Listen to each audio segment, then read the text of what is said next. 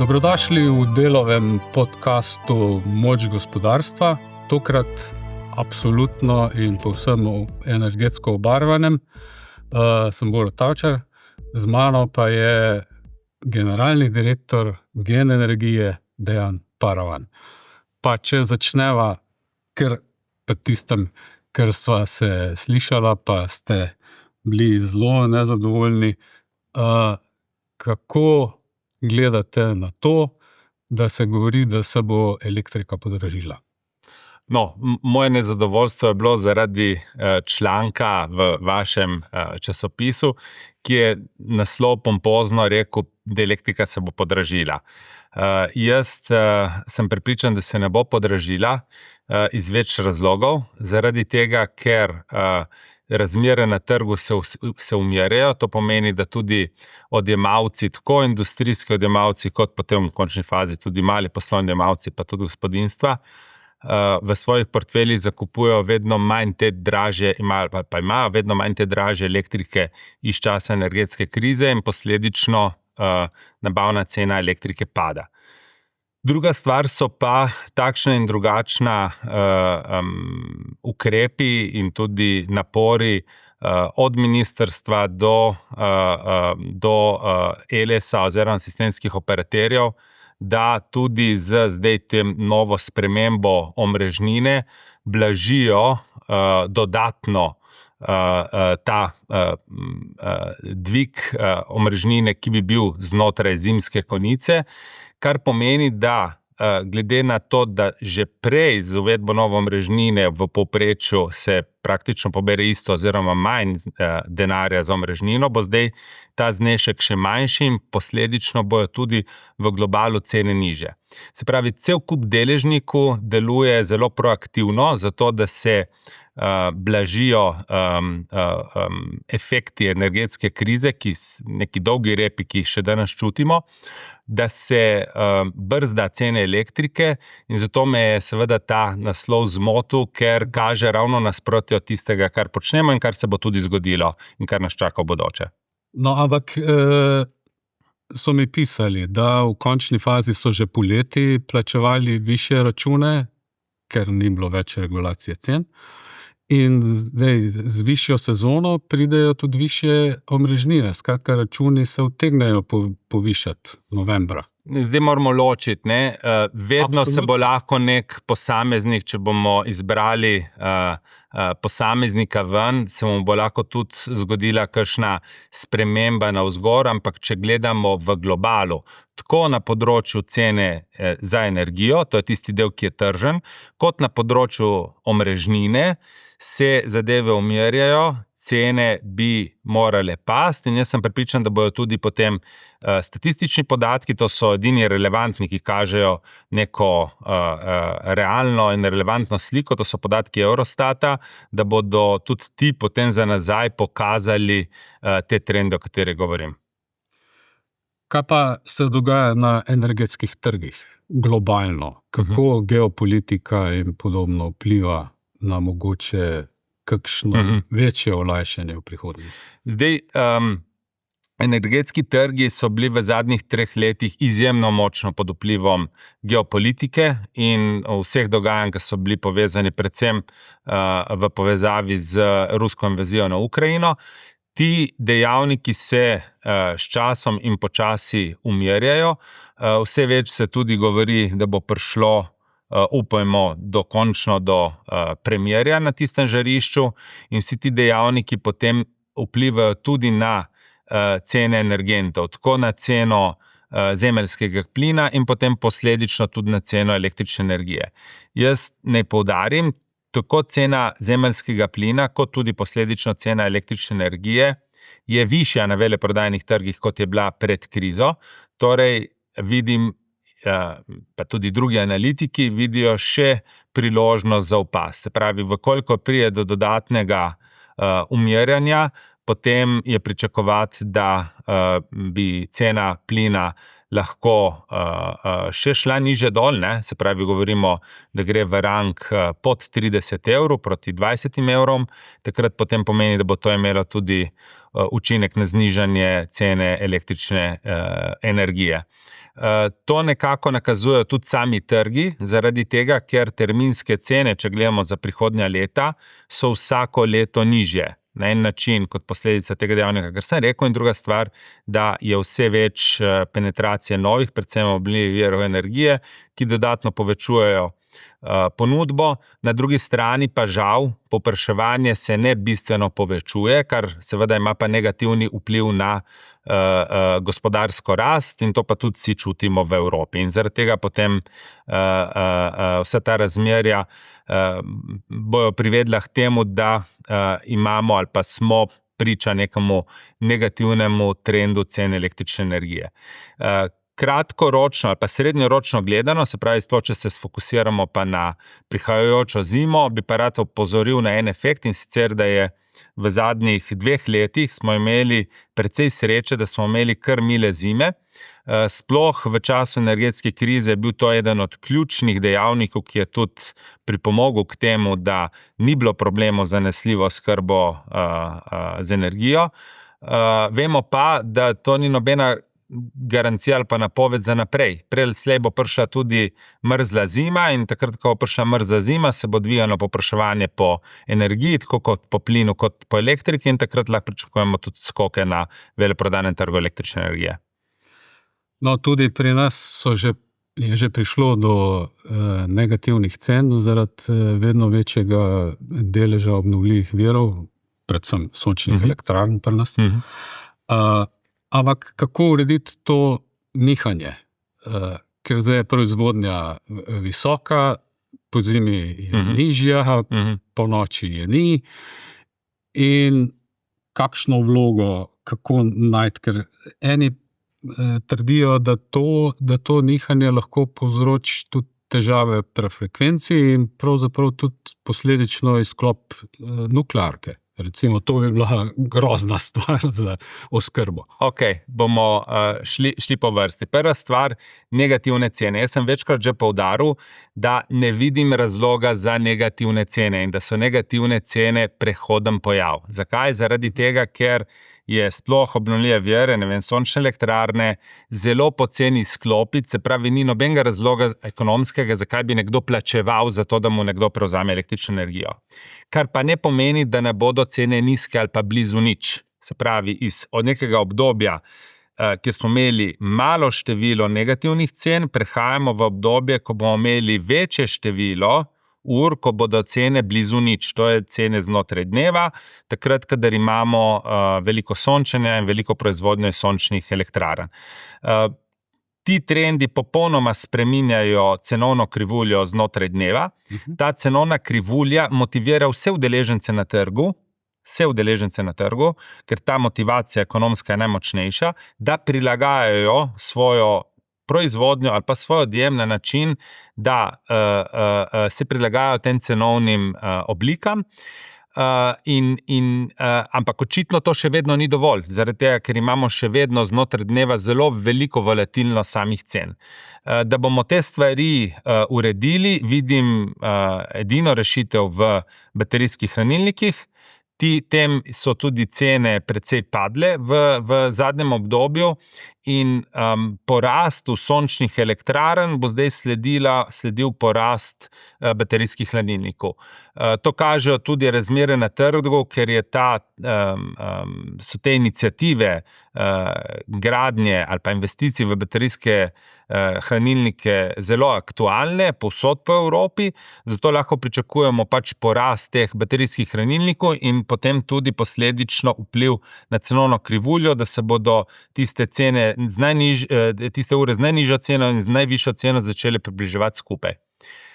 Lep primer za to je Kalifornija. Se pravi, Kalifornija, kar se tega trenda tiče, par let pred nami ali pa pred Evropo, in tam se že vidi, da se ta tako imenovana račja krivulja, cen znotraj dneva spreminja, se cene ure z najvišjo ceno in ure z najnižjo ceno že približujejo med sabo.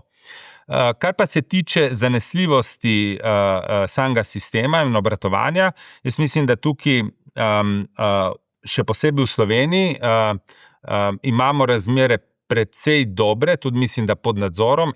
Naš Eles opravlja zelo dobro delo in te stvari in ustrezno ukrepa, tudi z ustreznimi investicijami, tudi z ustreznimi mednarodnimi čezmejnimi projekti. Nismo pa na te dejavnike popolnoma imuni. In vam dam konkreten primer iz naše skupine. Se pravi, naša nuklearka v Krškem, se pravi NEK, ki je priključena na najvišji, se pravi 400 kV vod, zaznava v določenih obdobjih povišene napetosti. Te povišene napetosti so posledica Balkana oziroma sistemu južno od nas, zato ker se ti sistemi neustrezno izravnajo, imajo v določenih obdobjih veliko proizvodnje iz obnovljivih virov in se potem ta efekt visokih napetosti, ki kot posledica jalove energije, prenese tudi do našega sistema. Mi to poznamo, tudi opozarjamo na ta problem. Eles tudi to pozna in se zelo angažira v relaciji do južnih sistemskih operaterjev, da spremenijo svoje ravnanje in te zadeve skorigirajo. Eles je kar nekaj projektov imel, kjer je že inštaliral naprave v našem sistemu, da te stvari kompenzirajo. Ne moramo pričakovati, da bo slovenski operater, katerega plačujemo slovenski odjemalci, poskrbel tudi za druge sisteme. Tako da je to mal internacionalni izziv, da tako rečem. Čeprav to lahko povzroči tisto kaskado, ne, in pa to lahko smo jo videli v Dalmaciji, v Črne gore do Dalmacije, ali pa v Španiji, Portugalski. Drži. Elektroenergetski sistem ima zelo jasne meje in tudi ima zelo jasne standarde, znotraj katerih se moramo gibati. In če pridemo ven iz teh področij, se lahko pride do neke vrste domino efekta, ta je pa tisti, ki je najhujši v sistemu. Zavedati se moramo, da elektroenergetski sistem praviloma nikoli ne razpade zaradi enega dogodka. Zmeraj gre za sosledje večjih dogodkov, neugodnih dogodkov, ki potem povzročijo v nekem skrajnem primeru, lahko privedejo celo do razpada sistema. NEK. Po 500 dneh neprekinjenega delovanja brez kakršnihkoli težav sledi letos ali prihodnje leto aprila remont. Se kaj povečuje glede tudi na pohvale gospoda Magbuda. Tako je, za nuklearno energijo. Se povečuje verjetnost, da bo delovanje NEK-a še podaljšano, še za enkrat. NEK začne z remontom konec tega meseca, se pravi konec septembra. Se bo zaključilo to 18-mesečno obdobje obratovanja od zadnjega remonta. V tem obdobju je NEK deloval brezhibno, se pravi je pravilna ugotovitev, da je bilo obratovanje NEK-a izjemno stabilno in zanesljivo. In vsi v NEK-u praktično se že pripravljajo na izvedbo novega remonta, ker je to izjemno kompleksen in zahteven projekt, za katera pa jaz verjamem, da bojo ekipe poskrbele, da bo ustrezno izveden. Kar se pa tiče samega obratovanja NEK-a v prihodnje in tudi podaljšanja življenjske dobe, pa se moramo zavedati, da je življenjska doba pravkar bila podaljšana za 20 let. Ja. Leta 23 do leta 43. Tako da z tega gledišča je še preuranjeno sklepati kakršnekoli zaključke za naprej. Mi tudi kot solastnik NEK-a skrbimo, da se elektrarna ustrezno vzdržuje, da sledimo najvišjim varnostnim standardem, skrbimo za obratovalno odličnost, potem pa bomo s časom začeli tudi s procesi in z ustreznimi študijami, ki bodo odpirale vprašanje priprave in eventualno tudi morebitno dodatno podaljšanje. Je pa v tem trenutku kakršnekoli zaključke še nemogoče potegniti, zaradi tega, ker smo ravno začeli to 20-letno obdobje. Je kakšna verjetnost, da bosta NEK in JEK2 obratovali sočasno? Jaz upam, da ja. To bi bila sigurno dober scenarij, zato ker če bi te dve elektrarni obratovali sočasno, bi imeli na eni strani kar zelo veliko nizkoogljične in stabilne energije, po drugi strani je pa to tudi koristno, ker bi z NEK-om, ki je elektrarna amortizirana in bi tistem obdobju šla potem proti zaključku svoje življenjske dobe in takrat tudi proizvaja največ prostega denarnega toka, razbremenjevali investicijo v novo elektrarno, kjer je pa z gledišča denarnega toka prvih 20 let najbolj intenzivnih. Tako da z tega gledišča mislim, da je tak scenarij, če bi do njega prišlo, bil samo dober. Pa je zdaj se nagibate še vedno, v bistvu zdaj JEK2 je ravno predstavitev DPN-ja. Kaj pričakujete, kakšne težave? DPN je bil, pobuda za DPN je bila objavljena 1. julija. Predvideno je bilo 3-mesečno, ki je nadstandardno, 3-mesečno obdobje za podajanje kakršnihkoli komentarjev, se pravi do konec meseca septembra. Ministrstvo za naravne vire in prostor je tudi na podlagi nekih pobud ali pa želja podaljšalo to obdobje za dodaten mesec, se pravi do konec oktobra. Do takrat potekajo različne razprave. Ravno včeraj sem bil v Krškem udeležen v eni takšni razpravi, danes popoldne imamo v Ljubljani razpravo in odprta vrata in bomo posnevali glede projekta, tako da pač pričakujem argumentirano diskusijo. Posledično bo pa tudi ministrstvo sprejelo vse ustrezne smernice, ki bodo bile potem posredovane nam kot investitorju, da jih bomo potem upoštevali pri prilagoditvi naših načrtov. Kaj pa mali modularni reaktorji? Je to kaj že naprej, ker glede na to, da bo za JEK2 predvidena končna odločitev tam 2028, do takrat se lahko še mnogo stvari zgodi. Zdaj, mali modularni reaktorji so, jaz mislim, da je izjemno pomembna zadeva, ki se je zgodila v jedrski industriji. Jedrska industrija ima definitivno določene izzive, sploh zahodna, zato ker ni gradila v zadnjih obdobjih in se to reflektira potem pri nespoštovanju začrtanih rokov in stroškov izgradnje.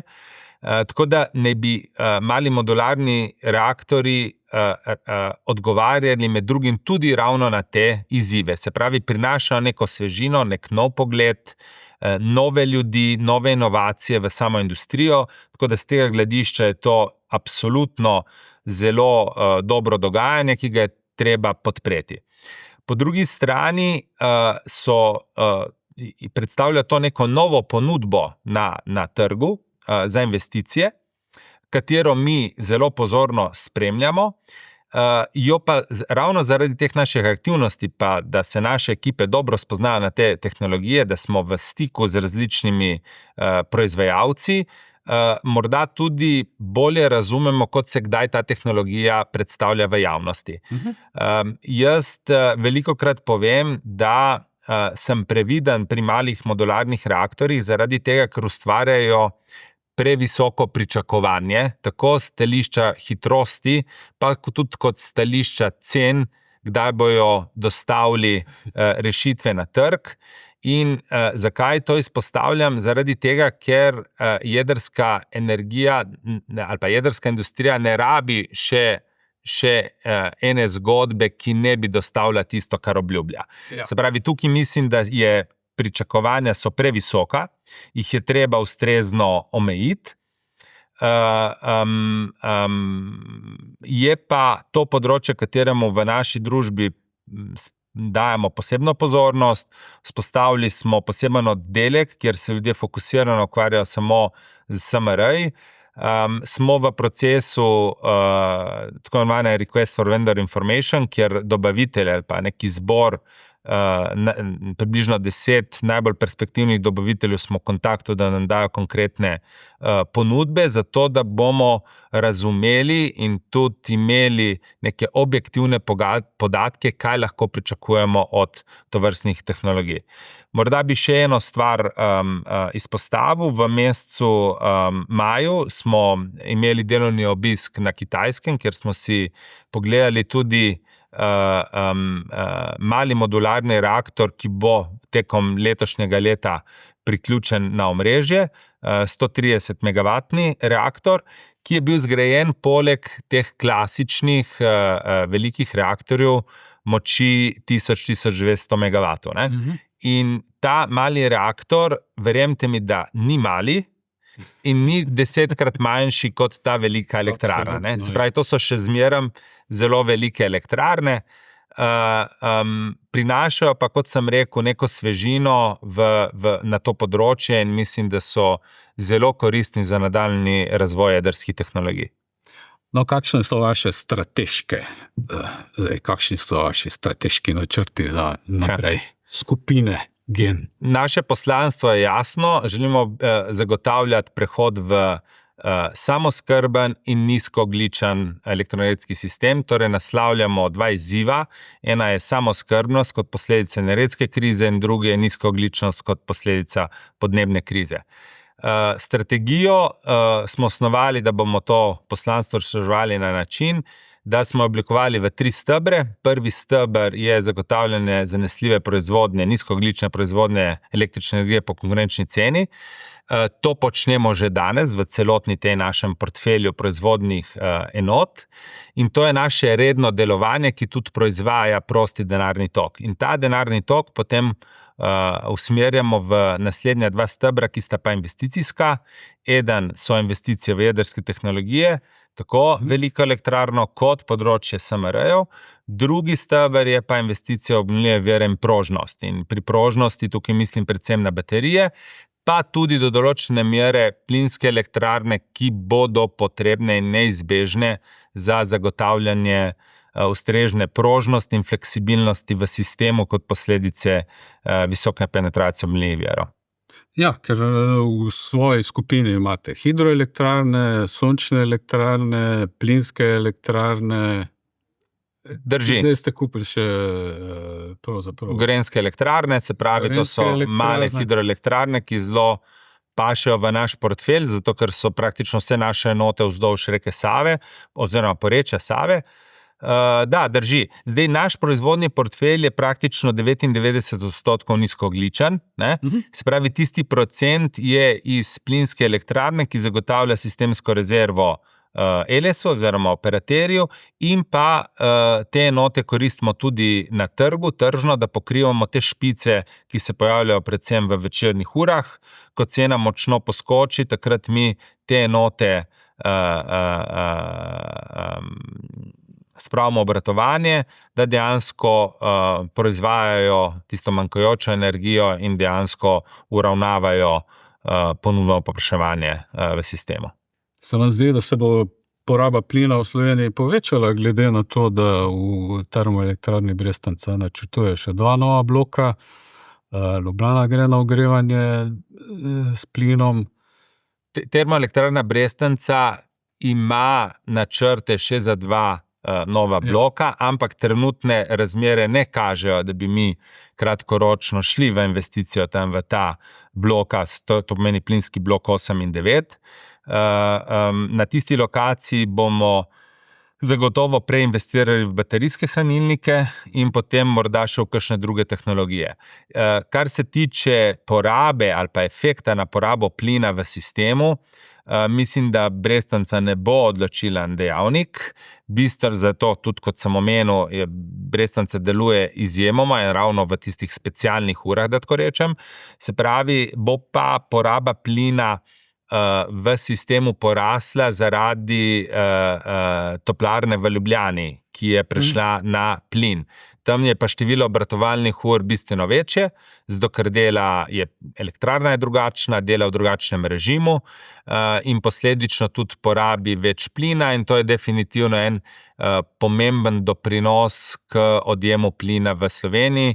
In kot sem seznanjen, bo tudi v letošnjem letu poraba plina čez 10 teravatnih ur, se pravi zemeljskega plina, in ni bilo veliko let nad 10. Kar je zelo primerljivo z električno energijo, ne, se pravi poraba električne energije, govorimo pa tam o 14 teravatnih urah.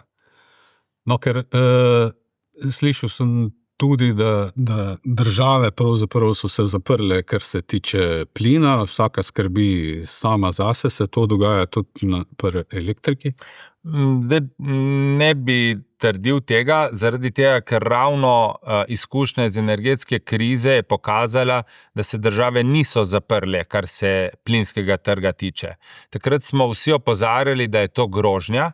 Če bi države začele skrbeti vsaka za svoje interese in prekinila ali pa se, da tako rečem, odklopila od enotnega plinskega trga v Evropi, potem bi to bil zelo hud problem. Na to smo tudi nekateri opozarjali. K sreči je Evropa pokazala neko zrelost, tega ni naredila in do tega ni prišlo.